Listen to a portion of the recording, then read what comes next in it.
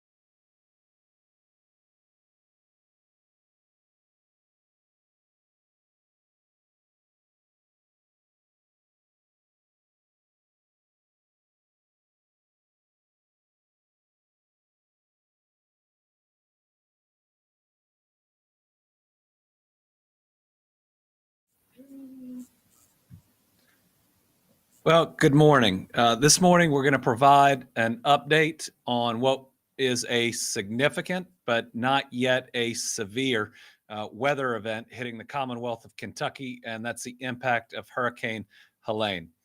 As of this moment, we have about 22,000 homes without power in Kentucky. We have no significant flooding at the moment and no major road closures, though we do expect that to change. We are at the very beginning. We expect the impacts to get more significant as we move through the day. Because of that, we are going to send state employees home at 10:30 this morning. And so if you want to think about how serious we are viewing this impact, we do not believe a state of emergency is needed at this point yet. We believe the conditions out there on the roads and for travel are going to get significant enough, especially about noon today, that we want our folks to get home and to be safe. I'm going to walk through a couple of weather slides, and then we're going to turn it over to emergency management, followed by transportation, and then we will take a couple of questions. So let's start with the first one. We're going to try to start with the first one. Well, as it's coming up, really what we are looking at in this event is widespread rain and gusty winds. The widespread rain is 3 to 5 inches possible all the way through Sunday night. I believe the vast majority of the rain we're going to see today, maybe 70%. But as you're looking at the various models and what it could mean, this end of this system could stop pretty much right above central Kentucky and dump rain on us all the way through the end of Sunday. Now, we are pretty dry right now, which means we can take a lot of this rain, but this is a whole lot of rain.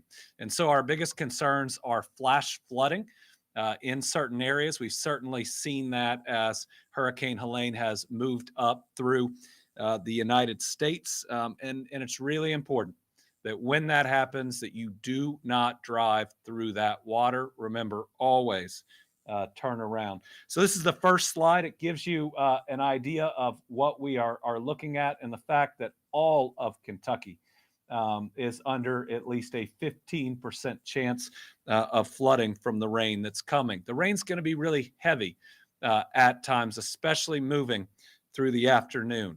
Add to that wind gusts of 40 to 55 miles an hour, really starting about noontime for much of Kentucky, and we'll get to that.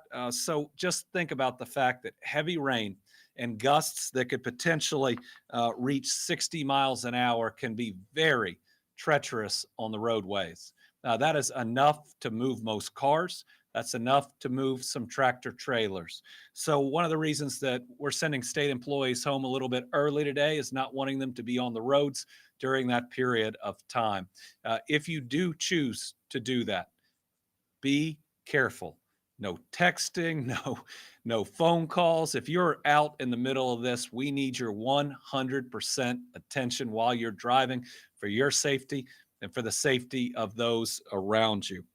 Minor flooding is possible today, and we also believe that we could lose some trees, which could definitely impact power across the Commonwealth. So certainly a chance for some minor flooding, a chance that we lose power, a chance that we have trees fall over roadways and create treacherous conditions. Our main concern right now is the condition for travel on the roads during, especially later today. If we look here is the map of where we have those power outages. Laurel County right now being one of the most significant, Hardin County as well. We expect this will go up and down throughout the day. When crews can get out there, certainly we'll see it go down. Though remember, sometimes they have to turn off the power to neighborhoods to get something fixed, to get it back on for more folks. Let's move to time of arrival. If we can move to this gives you an idea of when the biggest amount of winds is going to come through Kentucky. Again, we're really seeing noon as the time that we think folks should be the most concerned. How heavy these winds are is going to depend if we get any sun or not between really this first band that's come through and the next one that's coming. It doesn't have to be a lot of sun. If it clears even a little, then we're looking at those gusts of 60 miles an hour. If it doesn't, then hopefully those winds will be less and there will be less danger that's out there. Now, normally when we talk about if the sun comes out, we're talking about tornadoes. There is a low chance of that in this event. That is not our major concern. Our major concern is how big these wind gusts can get for folks that are either outside or traveling. And so now is the time. If you have a little break in the weather, if you got any patio furniture or anything outside, you want to bring that in. You also want to be careful about being out there walking the dog and other things when wind is that high and when the rain could hit as much as it is. Again, look at this slide talking about 45 to 50 mile an hour winds. If those are regular winds, that's dangerous in and of itself. That gust to 60 makes it even more dangerous. The strength, again, depends on what we're going to see here over the next couple of hours. That last one is what we're talking about. The travel and high-profile vehicles will be difficult, especially on certain roads. Let's hit the next slide. So again, this talks about the level of wind that we're seeing. This one mentions the power outages that'll certainly be possible if we lose a lot of trees. Again, that could impact travel on a lot of our roads as well. Let's move to rain accumulation. So our two big issues, and again, are wind and rain. And we've talked about that wind. The rain's going to be significant.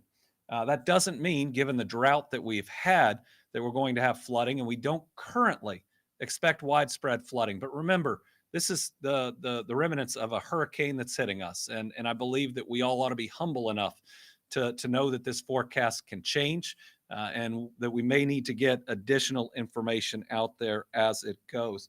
If we're worried about flooding in anywhere, it's certainly Green and Cumberland River basins. But again, it shows that a large part of Kentucky will get a significant amount of rain. Flood watch is in effect for a large portion of Kentucky. That means you should be on alert, especially if you're in areas that tend to flood. I'd end by just saying the most important thing, if you're out there and you're driving, is do not drive through a flooded area. That's how we lose people. If we lose people in this weather event, it'd likely be that or the result of trees falling or folks out on the roads when the wind is coming through. So do not drive through standing water and never go around barricades. You know, if somebody is taking the time to put barricades up around a flooded area, it means that your car or your truck will likely not make it through. So please never go around those. I'm going to turn it over to Eric Gibson. First, he is our Director of Kentucky Emergency Management. We'll then hear from Mike Hancock from Transportation, and then we'll take some questions.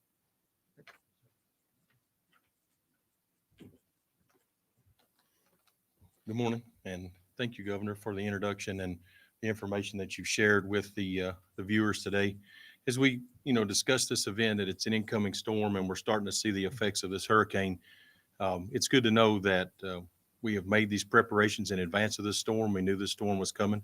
We're continuing to get updates regularly on every 2 hours. The National Weather Service is providing us the most current information that we can to be prepared to respond to whatever threat comes to us. And as you hear, this information is getting updated regularly. The power outages have surged just in the past hour from what they were just a little bit earlier today. Like the governor mentioned, over 20,000 outages already. That number will continue to increase. The saturated ground, bringing the trees down over the lines, we've got some real risks to be concerned about. The Emergency Operations Center is operational. It's staffed and will be staffed throughout the event, just like we should be. Our staff are already there. They're monitoring. They're working with the Weather Service. We're working with our local partners. Many of our local fire and rescue departments have been contacted today, yesterday. As we build these rosters for the teams, we're ready to deploy if needed anywhere across the state. We have members that are ready to come to your aid. We also worked with our state police friends and our National Guard friends to have our air assets available if that becomes a necessity to get people to safety. So we're preparing our assets. We make sure that we're ready to respond to whatever the threat may be, and we continue to be staged and prepared to help that local agency, whatever the local event is. We're there to assist them. We have our state partners already invited into the Emergency Operations Center with the Energy Cabinet, the Transportation Cabinet. We're working with our state partners to be that agency that you expect us to be to coordinate that response. Our level of preparedness right now is just being ready to respond. We're not actually in the act of sending anybody out to anything. We're waiting for that call to come in. So as we continue to be there, your local emergency management agency is there to help you. Your local first responders are there to help you, and we're there to assist them if that need becomes a state level need. So the Emergency Operations Center is open. Our warning point number is posted on our website. If you need us for anything or you need to report any damages, please feel free to call that number that's listed, and we'll be glad to assist you any way we can. Thank you very much.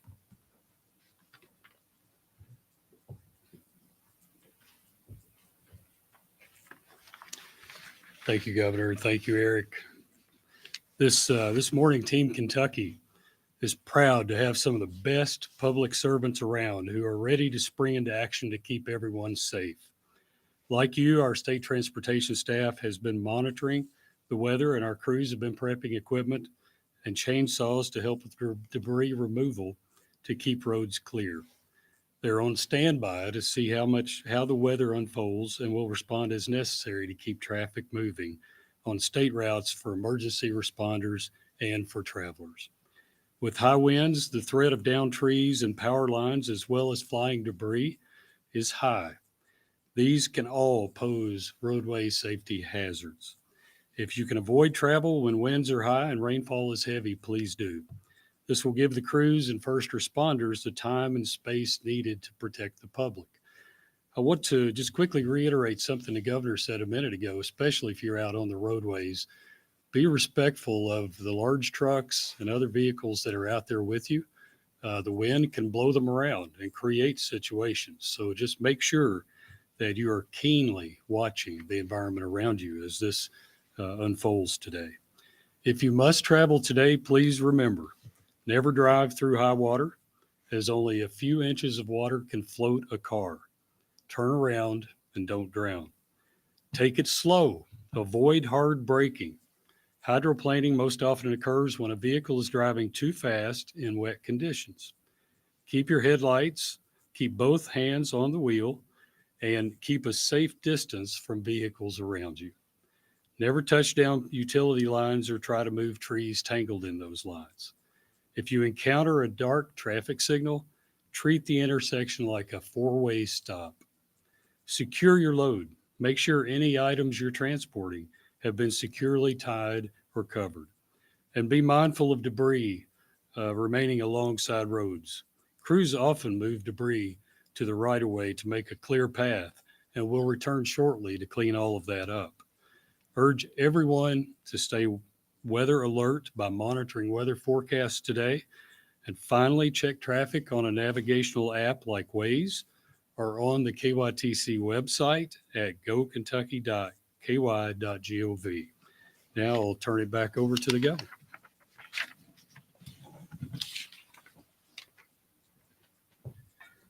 So in summary, certainly a significant weather event. Our main worries are wind gusts and sustained wind, as well as the amount of rain. We've pre-staged assets across Kentucky to be ready to respond if it moves from significant to severe. Finally, we just want to make sure that everybody out there is careful. We made it through F4 tornado and F3 tornado, multiple smaller tornadoes, terrible flooding in 2021 and 2022, multiple polar plunges and other major storms that have come through. We want to make sure that everybody makes it through this and that the lessons that we have learned about being smart, about being cautious, and about looking out for each other, that we bring all that to bear in facing Hurricane Helene. So with that, we'll open it up to questions. We got one journalist here and one on the line. So Lauren? As far as dispatching to the state of Florida at this point, I mean, are there any plans? I know our focus is on the state of Kentucky and making sure everybody here is safe, but dispatching crews to Florida at any point, has there been a plan for that? So right now, we've got our assets waiting to see how hard we get hit. Certainly, if it is not significant, then our crews stand ready to help other parts of the United States. North Carolina, for instance, has gotten hit pretty hard. Folks came to help us. We want to make sure we're there to help them. We should know, especially as we move through today, how strong the storm is when it hits us, what we think that we'll see over the next couple of days. And then on the line, we have Justin Hicks.